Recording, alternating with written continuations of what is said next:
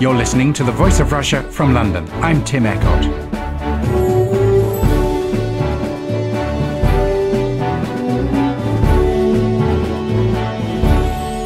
In this programme, I'm talking to the author and historian Owen Matthews. As a contributing editor to Newsweek, he's reported from Moscow for several years and speaks the language well. His new book is called Glorious Misadventures, Nikolai Rezanov and the Dream of a Russian America. It tells the story of the setting up of the Russian-American Company, which for a time in the early 19th century had a foothold on the Pacific west coast of America. Rezanov is well known inside Russia, but perhaps less famous outside, and the book paints a vivid picture of the political intrigues at the court of Catherine the Great and the fortunes that were made by Siberian fur traders and adventurers. One 19th century author described Rezanov as the finest specimen of a man the Californians had ever beheld, with the highest breeding and repose. I asked Owen Matthews if that was an accurate description of the Russian who tried to colonize America. I think any biographer that goes out to look for a hero will inevitably find something of a scoundrel, and actually that was very much the case with Rezanov, because he was a great imperial dreamer. He was a man of enormous energy, and he was a courtier who spent more than 10 years at the court of Catherine the Great, then Tsar Paul, then Tsar Alexander.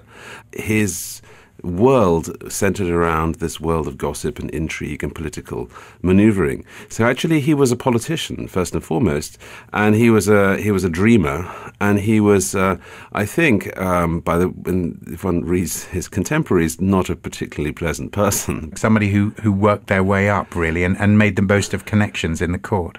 Well, he was what I would call a sort of common or garden aristocrat, but rather sort of impoverished and aristocracy. So he had a certain number of social connections, which he worked very well. But actually his real genius was to, and the reason why I find this man so attractive as a personality and as a hero or anti-hero, is that he decided that he could change the world. And at this moment of the turn of the 19th century, around 1800, the map of Europe is being torn up by this Corsican upstart, by Napoleon, is taking over countries and erasing countries from the map, and he takes over Egypt. And Rezanov has the vision to believe that now it's Russia's turn to make its major step on the world stage. And actually, just a generation before Rezanov made his attempt to grab the American Pacific coast for Russia, the British had grabbed India, actually very easily, just in the course of one battle, the Battle of Plassey in 1757. Just one battle fought by the East India Company, a private company, not even the British government, had suddenly turned the fate of a continent. So seen from that point of view, actually Rezanov's vision doesn't seem like such a sort of crazy harebrained thing. Actually, it was quite possible that actually the northwest coast of America could have become part of the Russian Empire. In fact, many people at that time, including the Morning Chronicle in London, the London newspaper, the Morning Chronicle in 1817, warned its readers that Russia was likely to become the great colonial power on the American continent as the Spanish Empire waned. I mean, looking at the map, you step across the Bering Straits from Siberia, and there you are on the Pacific coast of North America. Britain and Spain and France squabbling over bits of what we now call North America. But Russia, one of the first to get a foothold there. And it was a time when the fur trade was crucial, wasn't it? And a very valuable source of income. That was another one of Rezanov's interests, or Russia's potential interest in grabbing it, wasn't it? Well, indeed. But actually the interesting thing about the fur trade is that the whole of Siberia's expansion towards the east had been driven by the fur trade. The whole of Siberia became Russian because of fur trading. And it started with merchants from Novgorod in the 16th century, and it was precisely because they were so bad at conservation that the Russian fur industry was more like mining than farming. They just would exhaust an area of furs and then move on, these Cossacks that conquered Siberia. And the Spanish reached the Pacific in 1518. Núñez de Balboa reached it. But actually, only 58 years later, the Russians reached it too, but from the other side. And it was fur trappers and and they had this forward momentum, which is caused by the fact that they would just destroy all of the fur-bearing mammals in an area. You call it soft gold. I mean, it was hard for us to understand how valuable sea otter fur in particular was. It was enormously valuable because the thing that was discovered was that at the end of the 18th century, they discovered that a single sea otter pelt, which is about 5 foot long, would fetch $100. An entire a year's salary or year and a half salary for an ordinary seaman. And the Russian-American company, which was the private company set up by Nikolai Rezanov to exploit the resources of the North Pacific, was at one point shipping 3 million rubles worth of furs in a year at a time when the entire budget of the imperial court was 40 million rubles. It was enormously valuable, lucrative trade. But the other interesting thing is that Rezanov saw very quickly that, as had happened all the way across Siberia, that the furs, soft gold of the North Pacific, would also end. And so he suggested, very presciently, that Russia should start a whaling industry. And he also suggested that there should be a triangle trade between Canton in China, between Tokyo, Petropavlovsk-Kamchatsky, which was at that point the easternmost port of Russia, and Russian America. So he actually saw beyond the fur. I mean, the fur was the immediate impetus and very lucrative. But actually he saw that in order to make the colony really work, it would have to diversify into something more sustainable. Another key character in Glorious Misadventures is this character Grigory Shelikov, the Siberian trader, who was quite a fulcrum in Rezanov's plans, wasn't he? I mean, he was the money, in effect, for a lot of this trading empire that Rezanov could see having a future. Well, the interesting thing about the relationship between Rezanov and Shelikov, Rezanov is an aristocrat from the capital. Shelikov is a very tough, self-made, sort of hard-bitten merchant adventurer. And usually in Russia, although oddly enough in 18th century Russia, the society was actually in many ways one of the most fluid in Europe, and men of talent could actually break through and actually make names for themselves. But nonetheless, usually those people were not ordinary merchants. So the interesting thing is you have an aristocrat that actually has a vision which involves filthy with trade. There's something which is fundamentally un-aristocratic in the 18th century conception of it. So he takes as his model, Rezanov takes as his model the British East India Company, in other words, a private chartered company that is given by its own government the right to raise armies, govern, dispense justice, basically act like a miniature government, but it's a private company. So Rezanov is actually, in some ways, sort of bridging the era. He's a sort of one of the bridges between the era of a sort of very feudal, agrarian-based Russia and the modern world of sort of commerce and business and private companies and these chartered companies like the East India Company that actually was so extraordinarily effective at conquering swathes of the world. Well, you mentioned Napoleon, who, of course, famously called the British a nation of shopkeepers. We could loosely interpret that as traders, I suppose. Yes. And you mentioned, obviously, the British East India Company. And there was this lack in Russia at the time, as you describe, of a sort of mercantile class, a large number of people who had enough cash to finance something similar to the British East India Company. But there was also reluctance on the part of the Empress, wasn't there, to put state money behind private adventurers. Catherine the Great, she believes that her mission is to continue the work begun by Peter the Great, that she's determined to bring Russia kicking and screaming into the 18th century, and she actually builds much more of St. Petersburg than Peter himself ever did. And she's full of these Enlightenment ideas, and she, as we know, she even regularly would have what today would be called crowdsourcing. She would have these international essay competitions about improving Russia. So you would have thought that actually this idea of having a private sort of Russian East India Company would have been exactly what would have appealed to her sort of modernizing instincts. But actually, Catherine opposed the creation of a private company because she feared two things. Firstly, she was a devoted disciple of Adam Smith, the Scottish economist, and she didn't like monopolies. She was convinced that they should not be that they were wrong on principle, and they stifled competition, and that she also was firmly convinced that the kind of people that was petitioning for this kind of commercial project were rogues. And I think she was actually quite right in that, because these very hard-bitten, tough adventurers like Grigory Shelikhov, the merchant king of Siberia, they were very ruthless operators, and they, of course, didn't hesitate to use violence against their rivals, and particularly against the native peoples.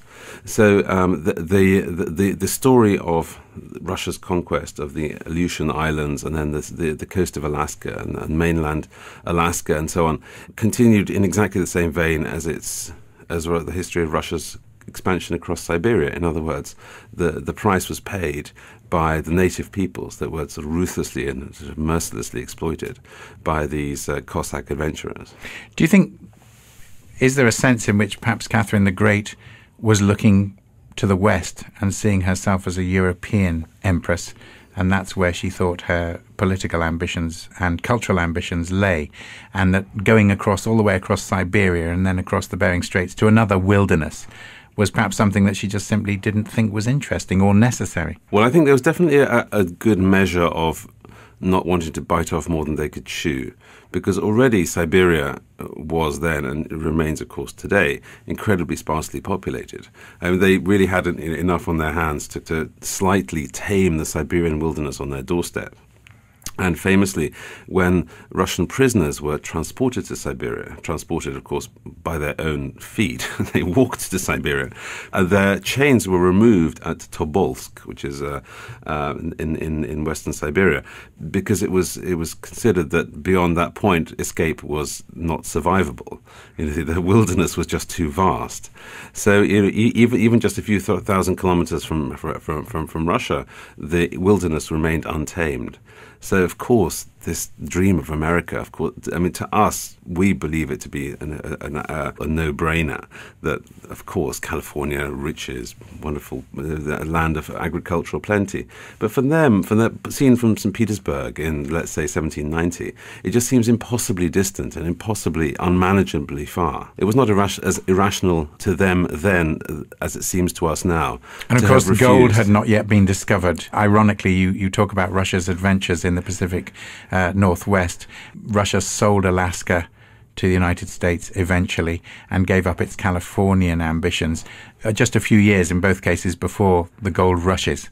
Yes, there was a fundamental breakdown, I think, in Russia's imperial vision, starting from, I think, the 1820s, because certainly Nicholas I, who came to power in 1825, came to the throne in 1825, and the Decembrist uprising was a great challenge to his power. So already in the 1820s and 1830s, the Russian Tsars are too busy trying to contain reaction and revolution inside Russia itself to be bothered with these sort of distant, far-flung possessions, even though the great irony is that in 1827, the newly formed Republic of Mexico, which has sort of arisen from the debris of the sort of broken Spanish Empire, actually offered California to the Spanish crown, or large chunks of California, to Nicholas I. They offered it to him in exchange for diplomatic recognition, in exchange for arms.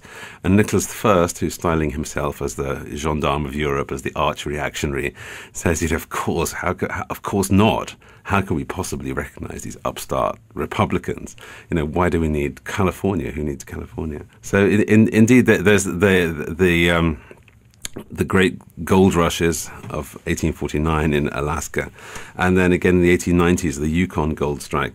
Russia missed them both, largely because they, I guess, had already too much occupying them at home. Part of the appeal of your book, Glorious Misadventures, is, of course, the human story. You say he was a bit of a rogue, and of course he was a successful businessman, or he had this relationship with this merchant. He was a minor aristocrat. He did quite well under Catherine and again under her son, Tsar Paul. But there's also this remarkable historical incident which I think possibly inspired your book, you say at the beginning, where Rezanov goes to California and contracts a marriage with this teenage girl who is the daughter of one of the Spanish functionaries in California. Tell us about that relationship. Yes, well, it's a story which is immediately familiar to all Russians because it was made into the Soviet Union's first rock opera, which is called Yunona и Voice, which was first produced in 1983. And and of course all Soviet school children had the record, which sold 10 million copies. So the story of this romance between Rezanov and Conchita is very famous, and it's also true that indeed Rezanov, this courtier, shows up in April of 1806 at the Presidio of San Francisco. It's the northernmost outpost of Spain's American empire, and the daughter of the governor of this tiny outpost, of which the white population is about 70 people, is this beautiful 15-year-old girl called Conchita Arguello. And within 3 weeks, Rezanov, who has arrived starving in his finery and his breath stinking from scurvy, and but nonetheless, he's an enormously impressive, worldly man. But a widower in his 40s. A widower at age 46.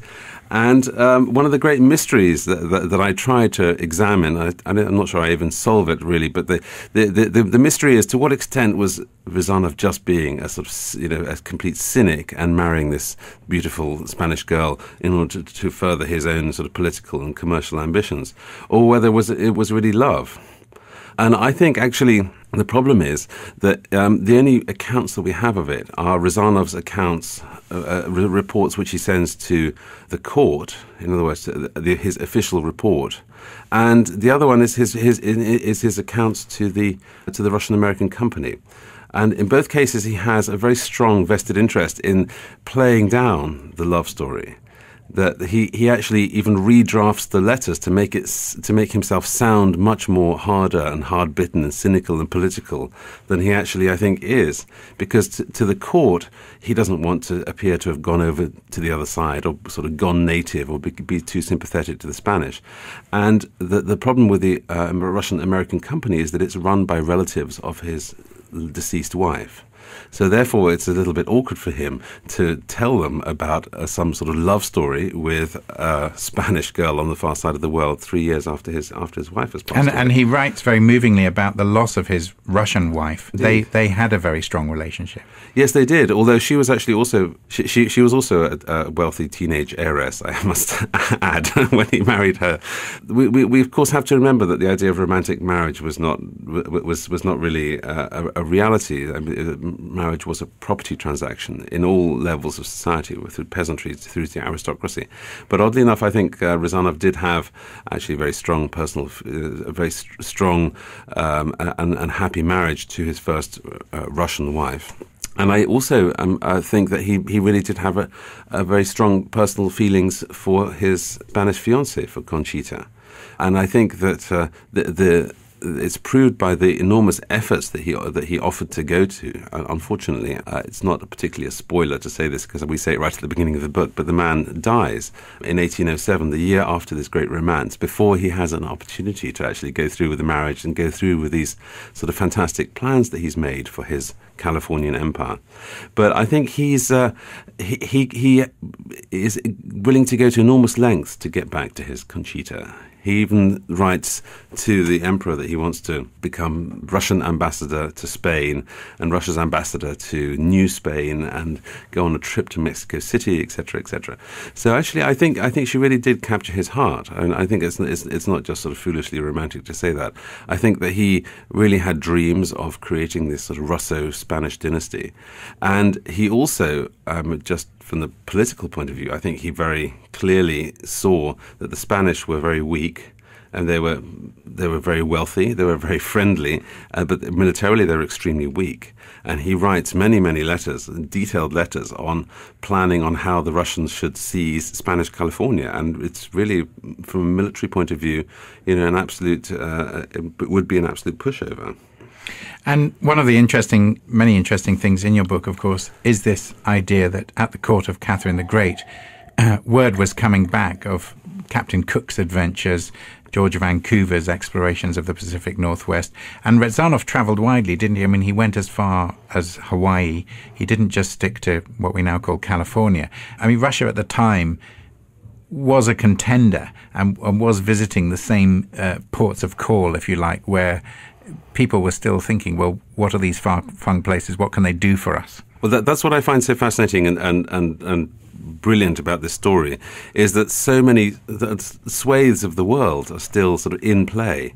And also Russia's position in Europe is still very much in play, actually, because half a century before the events that we describe, in the middle of the 18th century, Russia was, very sort of a tiny bit part player in the European politics, and by the Napoleonic Wars, it's become an enormously important international power and military and political power, and in the same way, Russia is trying to become a colonial power, a seafaring power as well, and Catherine the Great takes on the Ottoman Navy, for instance. I mean, that had never been tried before. You have a Russian fleet defeating the Turkish fleet at Cheshire in 1768. I mean, it's unheard of. Suddenly, this upstart power is throwing its weight around, and who knows where this will end? And so all of the alliances and all of the sort of weight categories of different nations that we're used to taking for granted today are actually at that point really sort of in a state of flux. And that's why when you have a visionary like Rezanov, coupling his vision to the great untapped might of the Russian Empire, that you could actually really, those are the kind of alliances that make enormously transformative outcomes in the world. And as you say, Hawaii, Russia briefly had a colony on Hawaii in 1818. It was a bit of some slightly mad, eccentric story, but nonetheless, it was certainly within Russia's power to have colonized Hawaii had they played their cards slightly differently. Also with Sakhalin, Russia Rezanov visited Sakhalin. He visited Hokkaido, the northern islands of Japan. He wanted those to take those islands for Russia, and the Kurils, in fact, which eventually Stalin did take for Russia in 1945. The most fascinating dynamic which runs through the whole book is that there's everything to play for, and there are still thousands of miles of uncolonized, uncharted, unexplored territory that are essentially up for grabs to the boldest. We talk about what we now call Alaska, what we now call California, Hawaii. Rezanov, also one of the earliest traders to try to make overtures towards Japan, as you mentioned, but that adventure didn't go quite so well, did it? Well, indeed, Rezanov was his first and foremost mission when he went to the Pacific was to open up Japan to trade with Russia. And this is important because actually all of these fantastically valuable sea otter furs are being gathered on the North Pacific, and they're worth millions of rubles, etc. But actually, the only place that Russia can sell them, or Russian merchants can sell them, is by carrying them overland at enormous expense and trouble, and selling them to the Chinese at one little tiny trading post called Kyakhta, which is modernly on the modern border with Mongolia. And this is because of a 17th century treaty between Russia and China. There's only this one little place, which by the treaty is the only place where all the tea that's drunk in China goes in one direction, and all the furs that are sold by Russia to China go in the other direction. And obviously, Rezanov, as a man of the modern world, he's born on the Baltic. He sees that obviously sea power is the future, thinks that it's ridiculous that this old remnant of the Silk Route should be the foundation of a major business.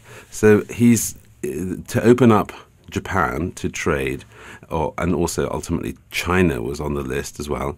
It was an enormously important part of making this whole seaborne Pacific Empire work. Having spent so long immersed in the details of his life, and you have impeccable and very detailed sources from Russia, what do you make of him now? Can you form an opinion? Was he an adventurer? Was he a businessman? Was he a colonist? Was he a Russian? I mean, was he thinking about the greatness of Russia in these adventures, or was he thinking about amassing a personal fortune? Well, oddly enough, I think he wasn't thinking. I mean, he wasn't thinking about a personal fortune. He was thinking about the greatness of Russia, and also to create something that would be a rival to the greatest commercial empires of his age. So oddly enough, he was an aristocrat who became a businessman, which is in itself rather interesting. He's a courtier he's a courtier and a lobbyist that actually becomes a player out in the world beyond the court. And he's also I think, an extremely ambitious and abrasive personality. I think many of his shipmates absolutely hated his guts. In fact, they hated his guts so much that at one point during the long voyage, the captain orders a partition to be built down the middle of the cabin, which all the officers share. And Rezanov ends up spending all of his time in one half of the cabin and the captain in the other half of the cabin because they just can't stand the sight of each other. So I think he's a fairly obnoxious character in some ways in terms of his personal interactions. I think he's very arrogant and high-handed. But the most interesting thing about him is that he has this great vision, and he has a great vision for Russia, that Russia needs to be the great power, the dominant power of the Pacific. And it could happen. It could easily happen. And he plans in detail exactly how the colonies should be made into a sort of flourishing agrarian business trading entrepot, as opposed to just a sort of primitive Cossack seal bashing station, as it was. So he's like all of the best political stories in Russia. It's this constant battle between the sort of the westernizing, the modernizing, the reformist instincts of Rezanov, and the forces of sort of inertia, bureaucracy, corruption, and so on that hold him back and ultimately sort of swallow his vision. How well is he known? You mentioned the musical that did fabulously well in the 1980s, but as a historical figure, how do you think his reputation has survived, if at all, in Russia? Are people aware of what he tried to do? Well, actually, oddly enough, as a historical figure, he's almost completely unknown, or rather I think, deeply misunderstood, because he was a rather politically incorrect figure for most of the Soviet period, because he's not only an aristocrat, but he's also a capitalist. So he's there's two very fundamental strikes against him. And I think also he was, because he died, so before all of his detractors did, they actually, his shipmates became members of the establishment. Of the 20 officers and gentlemen that accompanied his expedition, they all went on to have glittering careers. 12 of them became senators or generals or admirals. They all had these sort of fantastically distinguished careers in the Russian establishment, and they all hated Rezanov's guts. So actually, what most of his contemporaries and the reputation that survived through the 19th century was Rezanov through the eyes of his jealous shipmates. And I think he's actually been very underestimated, and actually his role really hasn't been properly examined, even by Russian historians properly, because he's quite simply he made himself personally unpleasant to his shipmates, and I think the person who lives longest tends to sort of tell the story, and he was the first one to die. So it was left to his shipmates to really tell his story. You're listening to The Voice of Russia from London. I'm Tim Ecott, and I've been in conversation with the author Owen Matthews about his new book, Glorious Misadventures, Nikolai Rezanov and the Dream of a Russian America, published by Bloomsbury.